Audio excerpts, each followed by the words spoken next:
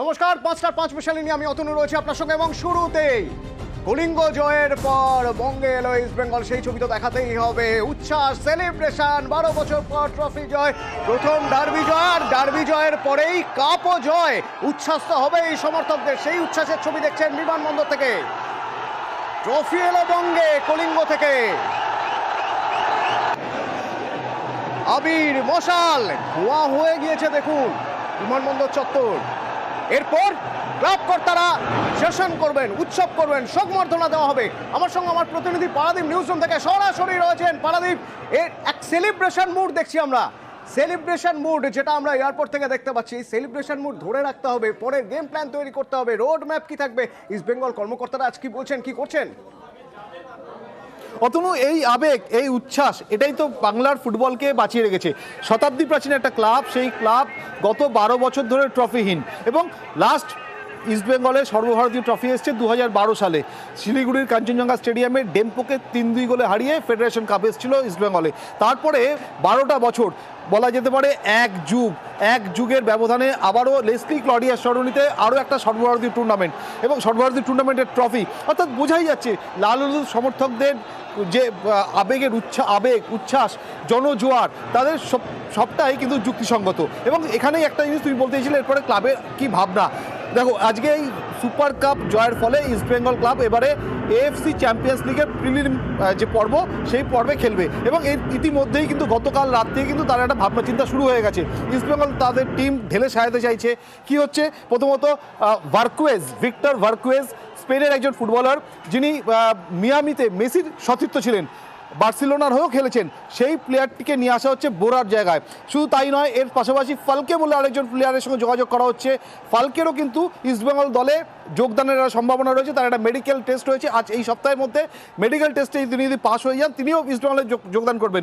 নিখিল পূজারীর মতো ভারতীয় ইন্ডিয়ান টিমের ফুটবলার, তার সঙ্গে কথাবার্তা চলছে। অর্থাৎ একটা জয়, একটা ট্রফি একটা ক্লাবের ভাবনা কতটা বদলে দিতে পারে, সেটা বোধহয় এই সুপার কাপ জিতে ইস্টবেঙ্গল দেখিয়ে দিচ্ছে। এবং শুধু তাই নয়, আজকে যে 3:30-এ ইস্টবেঙ্গল দল তারা দমদম বিমানবন্দরে ল্যান্ড করেছে, তারপরে 4:30-ও পরে, অর্থাৎ 1 ঘন্টা দলটা বিমানবন্দরে আটকে ছিল। কেন না, সমর্থকদের আবেগ, সমর্থকদের ভালোবাসা, সে কারণে লাল হলুদ জনতা। সেই উচ্ছ্বাসের ছবি, পারাদীপ সঙ্গে থাকো, একটু সঙ্গে থাকো, সেই উচ্ছ্বাসের ছবি আমরা একটু দেখবো।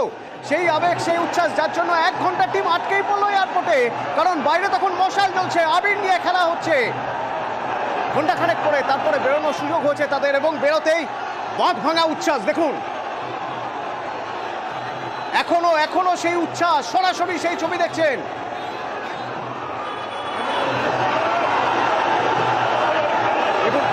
আবির উড়েছে যে পরিমাণ, ধোঁয়া হয়ে গিয়েছে। এই উচ্ছ্বাস তো স্বাভাবিক, 12 বছরের একটা খরা কাটিয়ে ক্লাব ট্রফি দিচ্ছে। উন্মাদনা, আবেগ সমর্থকরা যেভাবে সেখানে গিয়েছিলেন খেলা দেখতে, তারা স্টেডিয়ামে থেকেছেন, স্টেডিয়ামের বাইরে থেকেছেন, সব সময় গলা ফাটিয়ে গিয়েছেন তাদের ফুটবলারের জন্য, তাদের ক্লাবের জন্য, তাদের জার্সির জন্য। এবং তারপর যখন সেই কাঙ্ক্ষিত জয়, তখন খুব স্বাভাবিকভাবেই সেই আবেগ, বাঁধ ভাঙা উচ্ছ্বাস তো হবেই। তো এই বাঁধ ভাঙা উচ্ছ্বাস, এই আবেগের কিছুটা হলেও শরিক হওয়ার সুযোগ হয়েছিল পারাদীপ তোমার। তুমি যখন ডার্বি কভার করছিলে, যে ডার্বি আমাদের রাজ্যে নয়, হোম গ্রাউন্ডে নয় দুই দলেরই, সেই ডার্বিতেও যে উচ্ছ্বাস, যে আবেগ ছিল, তাতে কলিঙ্গ কেঁপে গিয়েছিল। একদমই। দেখো, একটা টুর্নামেন্ট, একটা প্রথমত তুমি একটা কাপ জয়, একটা সর্বভারতীয় টুর্নামেন্ট জয়, সেটা 12 বছরের ব্যবধানে। এবং শুধু তাই না, যে টুর্নামেন্টটা জিতেছে সেই টুর্নামেন্টে চিরপ্রতিদ্বন্দ্বীকে হারিয়ে ফাইনালে যাওয়া এবং নকআউট স্তরে যাওয়া এবং তারপর ফাইনালে জেতা, এবং সব মিলিয়ে এই জয়টার আনন্দটাই আলাদা। এবং আমি তোমায় বলছি, বিমানবন্দরে যত সমর্থকের ঢল আমরা দেখছি আমাদের নিউজ 18 বাংলার ক্যামেরায়, তার দ্বিগুণ সমর্থক লেসলি ক্লডিয়ার সরণিতে, অর্থাৎ ময়দানের বটতলা থেকে যে ইস্ট বেঙ্গল ক্লাব এই সময়টুকু, এই যে রাস্তাটুকু অতিক্রম করতে আজকে ইস্ট বেঙ্গলের টিম বাসের কম করে মিনিমাম 30 মিনিটেরও বেশি সময় লাগবে। কারণ ওই রাস্তাটা, লেসলি ক্লডিয়ার সরণি আজকে লাল হলুদের রঙে একদম ট্রান্সফার হয়ে গেছে। এবং বললে কোথাও অত্যুক্তি করা হয় না যে ইস্ট বেঙ্গল 2003 সালে আসিয়ান জিতে এসেছিল। সেই সময় সেই রাতে বিমানবন্দরে ছিলাম, এবং যে আবেগ, যে উচ্ছ্বাস লাল হলুদ জনতার মধ্যে দেখেছিলাম, তারই একটা প্রতিফলন কিন্তু আজকে দেখা যাচ্ছে। অর্থাৎ আমি তোমায় বলছিলাম যে 4:30 সময় ক্লাব লনে ক্লাবের পতাকা উত্তোলন করা হবে এরকম একটা পরিকল্পনা করেছিলেন ক্লাব কর্তারা। এবং 3:30 সময় টিম বাস বেরোবে, 4:30 মধ্যে পৌঁছবে, সেখানে তারপরে ক্লাবে কিছু প্রোগ্রাম হবে, ফটো সেশন হবে, সাংবাদিক সম্মেলন হবে কোচের এবং ক্লাব পতাকা উত্তোলন। কিন্তু পুরো প্রোগ্রামটা কিন্তু পুরো শিডিউলটা কিন্তু একরকম ঘেটে গেল। কেন ঘেটে গেল? ক্লাব সমর্থকদের সদস্যদের আবেগ উচ্ছ্বাস, এই আবেগ, এই উচ্ছ্বাস, এই ভালোবাসাটা, এটাই তো ইস্টবেঙ্গলের মতো শতাব্দী প্রাচীন ক্লাব, তাদের সম্পদ। ক্লাবের একটা খারাপ সময় চলছিল, গতকাল রাতে দেবব্রত সরকার ইস্টবেঙ্গল শীর্ষ কর্তা, তার সাথে কথা হচ্ছিল, তিনি বলছিলেন এরকম সময় আসে ক্লাবের টাইম স্প্যানে, কিন্তু সেটা ওভারকাম করা যায় এবং ওভারকাম করা গেছে। আগামী দিনে ইস্টবেঙ্গলের ভবিষ্যৎ, ইস্টবেঙ্গলের সময়, ইস্টবেঙ্গলের আরও আলোক উজ্জ্বল হবে, এমনটাই তিনি আশা প্রকাশ করছিলেন। মোহনবাগান সাপোর্টাররা এতদিন সেলিব্রেট করার সুযোগ পেয়েছেন, আইএসএল জিতেছে সেজন্য, কিন্তু এতদিন ইস্টবেঙ্গল সেই সুযোগ পায়নি। আজ যখন সেই সুযোগ পাওয়া গেছে একটা কাপ জেতার, খুব স্বাভাবিক এই উচ্ছ্বাস তো হবে। তবে এর পাশাপাশি পারাদীপ, কোথাও যেন মনে হয় না যে এতদিন ধরে আমরা শুধু মোহনবাগানকে দেখেছি, ভারতীয় ফুটবলে একটা জায়গা তৈরি করে নিয়েছে মোহনবাগান আইএসএলে। ইস্টবেঙ্গল যেভাবে এই টুর্নামেন্টে খেললো, যেভাবে আশা জাগালো, এবং যদি কালকের ম্যাচের কথা বলতে হয়, যে লড়াই কাল ইস্টবেঙ্গল করলো, বাংলার ফুটবল আরও একবার উপরে উঠে গেল। শুধুমাত্র গতকালের ওই ম্যাচের পরেই আরও অনেকটা উপরে উঠে গেল বাংলার ফুটবল, অন্তত সেই পুরোনো দিনের কথা যদি বলতে হয় পারাদীপ। একদমই, দেখো এই ক্ষেত্রে মোহনবাগান সচিব দেবাশিস দত্ত তিনি বলছিলেন যে ইস্টবেঙ্গল আর মোহনবাগান একে অন্যের পরিপূরক। শুধু ইস্টবেঙ্গল থাকলে মোহনবাগানে কোনো উপস্থিতি নেই, আবার শুধু যদি মোহনবাগান থাকে তাহলে ইস্টবেঙ্গলের সেই প্রেজেন্সটা কিন্তু ফিল করা যায় না। তো গত কয়েক বছর ধরে আমরা দেখছিলাম যে ইন্ডিয়ান সুপার লিগে মোহনবাগান একা খেলছিল, একা দাদাগিরি করছিল, এবং এখানে ইস্টবেঙ্গল শীর্ষকর্তা দেবব্রত সরকার তিনি একটা কথা বারবার বলছিলেন যে খেলতে গেলে ইস্টবেঙ্গলের মতো ইস্টবেঙ্গলের জার্সি, লাল হলুদ জার্সি যদি গায়ে চাপাতে হয় তাহলে মাস্তানি করতে হবে মাঠে। সেই মাস্তানি, এটা খারাপভাবে নেবে না, এই মাস্তানি, এই টার্মটা নিয়ে কিন্তু অনেক বিতর্ক হয়েছে, কিন্তু ইস্টবেঙ্গল মোহনবাগান বরাবর সর্বভারতীয় ফুটবলে অন্যান্য ক্লাবের ওপরে দাদাগিরি করে এসছে, মাস্তানি করে এসছে। মাঝের কিছুটা সময় মোহনবাগান তাদের গতি অপ্রতিরোধ্য ছিল, কিন্তু ইস্টবেঙ্গল কোথাও গিয়ে থমকে দাঁড়াচ্ছিল বিভিন্ন কারণে। হয়তো লাক ফ্যাক্টর কাজ করছিল না, চান্স ফ্যাক্টর কাজ করছিল না। এই যে 2012 থেকে 2024 এই সময়টার মাঝে কিন্তু ইস্টবেঙ্গল আই লিগে রানার্স হয়েছে, তৃতীয় স্থান অধিকার করেছে। আইএসএলও একটা কোনো সময় পরপর দুটো ম্যাচ জিতেছে, কিন্তু ফিনিশিংটুকু হচ্ছিল না। সেই মোমেন্টামটা এসছে সুপার কাপে। এবছর আইএসএলে ইস্টবেঙ্গল ক্লাব বেশ কয়েকটা ম্যাচে ভালো খেলেছে, খেলার পরও কোথাও গিয়ে সেই ছন্দপতনটা ঘটছিল। এবং সুপার কাপে টিম কুয়াদ্রাত, কার্লোস কুয়াদ্রাত, এই কোচের কথা বারে বলতে হবে, বাঙালি তারকা সৌভিক চক্রবর্তীর কথা বলতে হবে, ব্রাজিলিয়ান ক্লেটনের কথা, এবং পুরো টিম গেম এবং টিম কুয়াদ্রাত তারা সেই মোমেন্টামটা পেয়ে গেছে। এবং সুপার কাপে যে মোমেন্টামটা পেয়েছে, আগামী কয়েকদিনে কিন্তু আবারও জুয়ারদিনে আরও একটা derby, East Bengal Mohun Bagan match, Indian super লিগের প্রথম দফার এই ডার্বিতে ইস্টবেঙ্গল চার্জড আপ হয়ে নামবে, সেটা কিন্তু বলাই যায়। সেই ডার্বির উত্তাপ বোধহয় আজ থেকেই চড়তে শুরু করলো, সেই ডার্বির পারদ আজ থেকেই চড়তে শুরু করলো। পারাদীপ প্রতিনিধি যেমন আমাদের বলছিলেন, তো এই উচ্ছ্বাস, এই সেলিব্রেশনের ছবি, এবং এরপরে ক্লাব তাঁবুতে যে উচ্ছ্বাস হবে, যে সেলিব্রেশন হবে, সেই ছবিও আপনাদের সরাসরি দেখাবো। এবং জানিয়ে রাখি, নরেন্দ্রপুরের সেই স্কুল যেখানে টিচার্স রুমে ঢুকে শিক্ষকদের মারধর করা হয়েছিল, সেই স্কুলে যারা সেই ঘটনা ঘটিয়েছে আজ রাতের মধ্যেই তাদের গ্রেপ্তার করতে হবে, হাইকোর্টের নির্দেশ। শুধু তাই নয়, সামনে মাধ্যমিক, অথচ প্রধান শিক্ষক ঢুকতে পারবেন না স্কুলে। কি নির্দেশ জানাবো বিরতির পর, সঙ্গে থাকুন। বেশ কিছু গুরুত্বপূর্ণ ডেভেলপমেন্ট হলো আজ সুপ্রিম কোর্টে এবং হাইকোর্টে, এক এক করে নেওয়ার চেষ্টা করব। প্রথমে সুপ্রিম কোর্টের খবর, কারণ প্রাথমিক নিয়োগে সুপ্রিম কোর্টে সবুজ সংকেত। এ বিষয়ে আরো জানবো, অর্ণব প্রতিনিধি আমার সঙ্গে সরাসরি রয়েছেন। অর্ণব,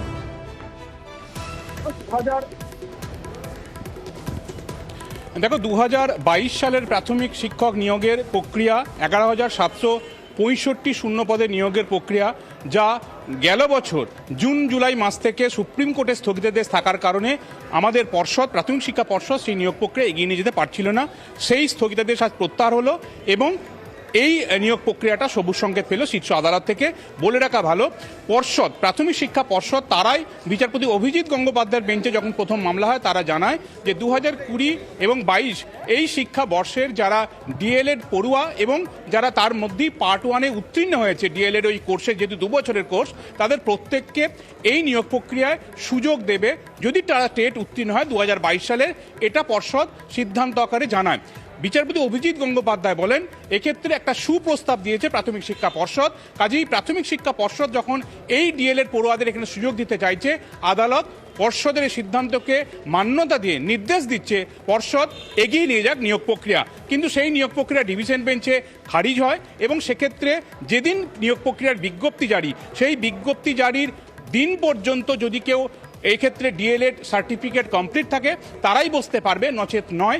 এই ছিল ডিভিশন বেঞ্চের পর্যবেক্ষণ। মামলা পৌঁছায় সুপ্রিম কোর্টে। প্রথমে বিচারপতি হিমা কোহলি এবং বিচারপতি রাজেশ বিন্দালের বেঞ্চ জানায় যে না, এই বিষয়টার মধ্যে বেশ কিছু আইনি যুক্তি রয়েছে, এটা খতিয়ে দেখবে সুপ্রিম কোর্ট, তাই স্থগিতাদেশ পড়ে যায় 11 বছর। এবং তারপর থেকেই নিয়োগ প্রক্রিয়া কোনোভাবেই এগোতে পারছিল না প্রাথমিক শিক্ষা পর্ষদ।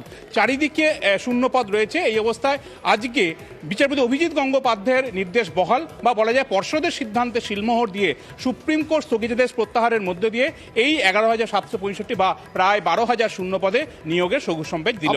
আবার অন্য এই বিচারপতি গঙ্গোপাধ্যায় আর বিচারপতি সেনের দ্বন্দ্ব এমন জায়গায় পৌঁছেছে যে আবার মেডিকেলে ভর্তির ক্ষেত্রে যাবতীয় মামলা সব সুপ্রিম কোর্টে চলে গেল। সে বিষয়েও জানবো তোমার থেকে।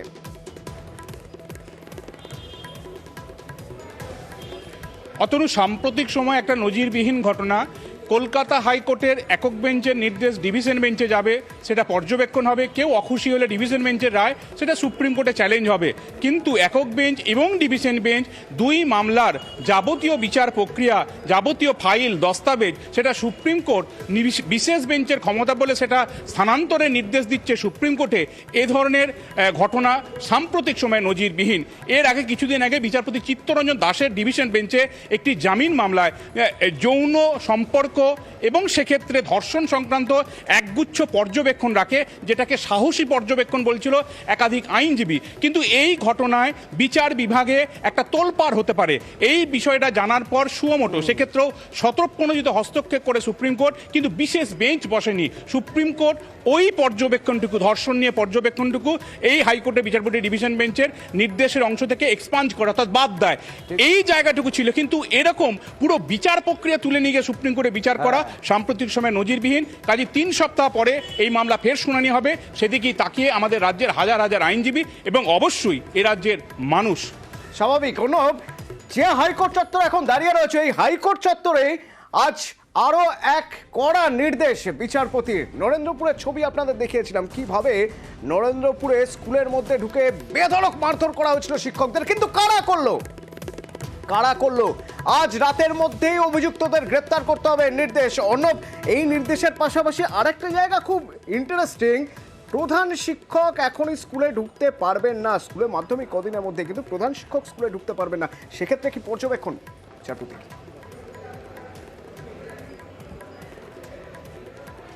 অতনু, তোমায় জানিয়ে রেখে বিচারপতি বিশ্বজিৎ বাসু এজলাসে নরেন্দ্রপুর থানার ওসিকে সামনে রেখে এই কড়া হুঁশিয়ারি দেন, শিক্ষাঙ্গনে গুন্ডামি বরদাস্ত করবে না একটা সাংবিধানিক আদালত। যারা অভিযুক্ত আছেন, এফআইআর অভিযুক্ত, যেখানে মলেস্টেশনের মতো অভিযোগ রয়েছে এবং শিক্ষাঙ্গনের মধ্যে ঢুকে দুষ্কৃতির মতো শিক্ষকদের পেটানো হয়েছে, শিক্ষিকাদের মারধর করা হয়েছে, যতজন অভিযুক্ত আছেন আজ রাতের মধ্যে তাদের প্রত্যেককে গ্রেপ্তার করতে হবে। এবং তিনি কোনো রকম ডিলেমা অর্থাৎ দীর্ঘসূত্রিতা তিনি পছন্দ করবেন না। যদি আজ রাতের মধ্যে তারা গ্রেপ্তার না হয় তাহলে আদালতের অন্য রূপ দেবে কাল এই পুলিশ, এই বারুইপুর জেলা পুলিশ। এবং এক্ষেত্রে বারুইপুর জেলা পুলিশ সুপারকে নির্দেশ দেওয়া হয়েছে পুরো ঘটনার তদারকি, অর্থাৎ এই তদারকি তিনি নিজে করবেন। এবং হাইকোর্টের নির্দেশের কপি হাতে পাওয়ার পরপরই এসপি নিজে যাবেন, এই বারুইপুর জেলা পুলিশ সুপার নিজে যাবেন ওই স্কুলে এবং ভিজিট করবেন এবং পুরো বিষয়টা তদারকির মধ্যে থাকবেন। আর তুমি যেটা বললে, সামনে মাধ্যমিক পরীক্ষা, 2 তারিখ থেকে মাধ্যমিক পরীক্ষা ফেব্রুয়ারি মাসের। পর্ষদের তরফে মাধ্যমিক বোর্ডের তরফে যিনি আইনজীবী ছিলেন তিনি বলেন ওই স্কুলের এমন একটা পরিস্থিতি তৈরি হয়েছে, সেখানকার পরিবেশটা এমন জায়গায় রয়েছে, প্রধান শিক্ষক যদি স্কুলে পৌঁছায়, ম্যানেজিং কমিটি যদি স্কুলে পৌঁছায়, সমস্যা বাড়তে পারে, মাধ্যমিক পরীক্ষার্থীদের সেটা সমস্যা তৈরি করতে পারে। এবং সেই সাবমিশনকে মাথায় রেখে বিচারপতি বিশ্বজিৎ বসু নির্দেশ দিলেন আপাতত ওই স্কুলে প্রধান শিক্ষক বা ম্যানেজিং কমিটির কেউ প্রবেশ করতে পারবে না। সেখানে নিষেধাজ্ঞা দাঁড়ি টানছে কলকাতা হাইকোর্ট। ধন্যবাদ অর্ণব। এবং আরও একটি গুরুত্বপূর্ণ খবর এই মুহূর্তে আমাদের কাছে যা এসে পৌঁছেছে, মেডিকেল কলেজ হাসপাতালে ভর্তি কলকাতা মেডিকেল কলেজ হাসপাতালে কবির সুমন, কারণ শ্বাসকষ্ট, গুরুতর অসুস্থ কবির সুমন। কেমন রয়েছেন চিকিৎসকরা, কি বলছেন? অভিজিৎ প্রতিনিধি আমার সঙ্গে রয়েছেন। অভিজিৎ, অতনু, গুরুতর অসুস্থ সঙ্গীত শিল্পী তথা প্রাক্তন সাংসদ কবির সুমন, তাকে আজকে বেলা 2:30 নাগাদ বাড়ি তার বাসভবন থেকেই সরাসরি কলকাতা মেডিকেল কলেজ হাসপাতালে নিয়ে আসা হয় এবং সেখানেই সুপার স্পেশালিটি বিল্ডিং এর ক্রিটিক্যাল কেয়ার ইউনিটে তাকে ভর্তি করা হয়েছে। তার শ্বাসযন্ত্রের অবস্থা অত্যন্ত সঙ্গীন অবস্থা, পাশাপাশি তার হার্টও ঠিক মতন পাম্প করছে না, মানে হার্টের অবস্থাও খুবই খারাপ এবং সেই জায়গা থেকে দাঁড়িয়ে তবে তার জ্ঞান রয়েছে। চিকিৎসকরা তাকে পর্যবেক্ষণে রাখার সিদ্ধান্ত নিয়েছেন।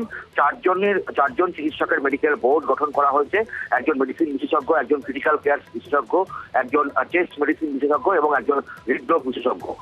এবং চিকিৎসকরা বলছেন আগামী 72 ঘন্টা তাকে পর্যবেক্ষণে রাখতে হবে। প্রসঙ্গত এর আগে গত 2 বছর আগেই 2021 সালে এই শ্বাসকষ্টের সমস্যা নিয়েই এসএসকেএম হাসপাতালে বেশ কয়েকদিন চিকিৎসাধীন ছিলেন কবির সুমন। আর শ্বাসকষ্টের চূড়ান্ত সমস্যা যেটা জানা গেছে যে lower track infection, respiratory lower track ইনফেকশনে আক্রান্ত কবির সুমন। তার সঙ্গে তার হার্টও সেইভাবে অসুস্থ, চিকিৎসকরা পর্যবেক্ষণে রেখেছেন, এখনই কিছু বলতে পারছেন না। স্থিতিশীল পরিস্থিতি কিন্তু গুরুতর অবস্থা, আমাদের তো নজর থাকবেই। পাশাপাশি আরও একটি গুরুত্বপূর্ণ খবর, যা মুখ্যমন্ত্রী মমতা বন্দ্যোপাধ্যায় সিএএ নিয়ে তোপ ডাকলেন, তিনি বিজেপিকে তোপ দাগলেন, পাশাপাশি সতর্ক করলেন, পরামর্শ করলেন বিএসএফ আই কার্ড দিলে নেবেন না। শুধু ভোটার লিস্টের নামটা রাখতে বলুন, যাতে এনআরসির নাম করে তাদের বাদ দিয়ে না দেয়। এনআরসি হবে না, লড়াই করেছে কারা? রাজবংশী বন্ধুরা, আপনারা তো ইতিমধ্যেই নাগরিক, নতুন করে কে একা করে চিৎকার করছে এটা ফ্যা ভোটের রাজনীতি করবার জন্য। আপনারা সবাই নাগরিক, আপনাদের সবাইকে নাগরিক হিসাবে আমরা স্বীকৃতি দিয়েছি, সমস্ত উদ্বাস্তুকরণীকে স্থায়ী ঠিকানা দিয়ে দিয়েছি। বিএসএফ বর্ডার এরিয়ার ভেতরে ঢুকে আলাদা করে আইডেন্টিটি কার্ড দিতে চাইছে, নেবেন না। বলবেন আমার আধার কার্ড আছে, আমার রেশন কার্ড আছে, আমি তোমার 2 নম্বরই কার্ড নেব না। ওই কার্ড যদি নেন এনআরসিতে পড়ে যাবেন, আপনাদের সব বাদ দিয়ে দেবে। বিপদে পড়লে আমি আছি, বাঘের বাচ্চার মতো আছি। যে ছবি দেখছেন বারাকপুরের, আজ দুপুরে ধুন্ধুমার কাণ্ড বারাকপুরে। সুকান্ত মজুমদার, বিজেপি রাজ্য সভাপতি সুকান্ত মজুমদারের নেতৃত্বে আইন অমান্য অভিযানে ওই যে দেখতে পাচ্ছেন সুকান্ত মজুমদার নিজে বাসের ব্যারিকেডের উপর উঠে পড়েছেন এবং এরকম একটা পরিস্থিতিতে পুলিশের সঙ্গে বচসা, পুলিশ বাধ্য হলো কাঁদানে গ্যাসের শেল ফাটাতে, পুলিশ বাধ্য হলো জল কামান ব্যবহার করতে। দেখুন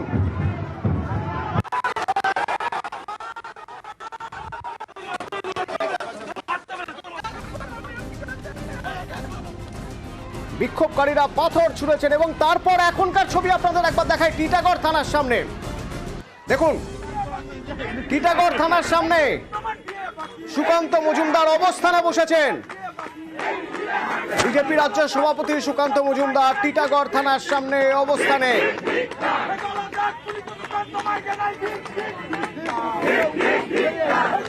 কেন, কি দাবি? কিছুক্ষণ আগেই তিনি বলেছিলেন, তিনি অভিযোগ করেছিলেন পুলিশ অতি সক্রিয় হচ্ছে, পুলিশ যেভাবে বাধা দিচ্ছে তা ঠিক নয়।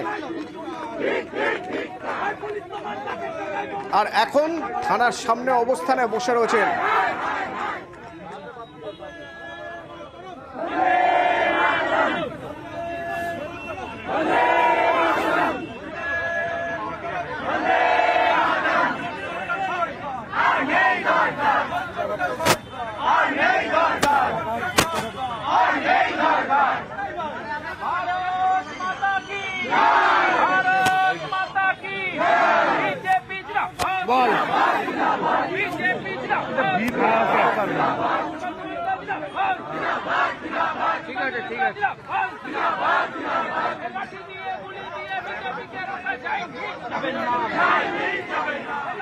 ভেঙ্কটেশ্বর প্রতিনিধি আমার সঙ্গে রয়েছেন। ভেঙ্কটেশ্বর, অবস্থানে বসে রয়েছেন বিজেপি রাজ্য সভাপতি, দেখতে পাচ্ছি, কতক্ষণ অবস্থানে থাকবেন, কি চাইছেন তিনি?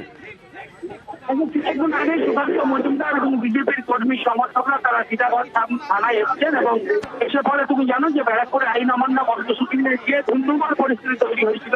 সেখান থেকে অন্যায়ভাবে বিজেপি কর্মী সমর্থকদের গ্রেফতার করা হয়েছে, এমনটাই দাবি করছে বিজেপি নেতৃত্ব এবং সেই ঘটনার প্রতিবাদেই সুকান্ত মজুমদার বিজেপি কর্মী সমর্থক সমর্থকদের নিয়ে টিটাগড় থানায় এসেছেন এবং সেখানে এই মুহূর্তে অবস্থান বিক্ষোভে সামিল হয়েছেন। এখনো পর্যন্ত অবস্থান বিক্ষোভ চালিয়ে যাচ্ছেন সুকান্ত মজুমদার এবং বিজেপির পক্ষে 3 জনের প্রতিনিধি দল তারা থানার আধিকারিক যিনি রয়েছেন ভারপ্রাপ্ত তার সঙ্গে দেখা করতে ভিতরে গিয়েছেন। তবে টিটাগড় থানায় ঢোকার মুখেই কিন্তু ফের বাধাপ্রাপ্ত হন সুকান্ত মজুমদার। ব্যারিকেড দিয়ে ঘিরে ফেলা হয়। এই মুহূর্তে কর্মী সমর্থকদের নিয়ে টিটাগড় থানার সামনেই অবস্থান শুরু করেছেন সুকান্ত মজুমদার। তবে যতক্ষণ পর্যন্ত যাদের গ্রেপ্তার করা হয়েছে তাদের মুক্তি দেওয়া হচ্ছে ততক্ষণ পর্যন্ত এই আন্দোলন চলবে, এমনটাই কিন্তু বিজেপি নেতৃত্ব জানাচ্ছেন। অতনু, ধন্যবাদ। এই ছবি দেখছেন আপনারা টিটাগড় থানার সামনে। অতনু,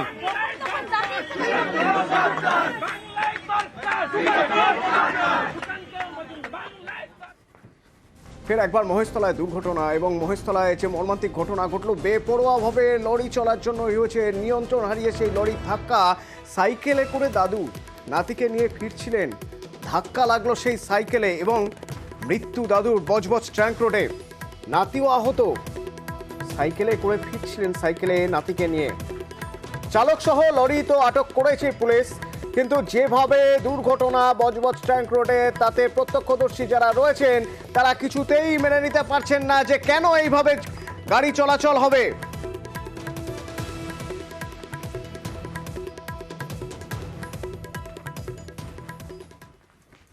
চট করে আবহাওয়ার খবরে নজর রাখতেই হবে, তার কারণ আবহাওয়ার খামখেয়ালিপনা। কনকনে ঠান্ডা কদিন পড়েছিল, আস্তে আস্তে তাপমাত্রার পারদ উঠছে, কিন্তু এখানেই শেষ নয়। কাল থেকে রাজ্য জুড়ে বৃষ্টি, হালকা থেকে মাঝারি বৃষ্টি হবে। মূলত দক্ষিণবঙ্গে বেশি বৃষ্টি হওয়ার সম্ভাবনা রয়েছে, পশ্চিমের জেলাগুলোয় কম বৃষ্টি হবে। তবে উত্তরবঙ্গেও বৃষ্টি হবে, উত্তরবঙ্গের বেশ কিছু জেলায় বৃষ্টির পূর্বাভাস রয়েছে। বুধবার থেকে এই বৃষ্টি দক্ষিণবঙ্গে বাড়বে, বুধ বৃহস্পতি দক্ষিণবঙ্গে বৃষ্টি হবে। আগামীকাল দক্ষিণবঙ্গে হালকা বৃষ্টি হতে পারে দুপুরের পর। পূর্ব বর্ধমান, মুর্শিদাবাদ, নদিয়া, উত্তর 24 পরগনায় বুধবার থেকে শুক্রবার দক্ষিণবঙ্গের প্রায় সব জেলাতেই বৃষ্টি হতে পারে এবং সেই বৃষ্টি বাড়বে। মেঘলা আকাশ থাকবে এবং বিক্ষিপ্তভাবে হালকা বৃষ্টি হবে প্রায় সব জেলাতেই।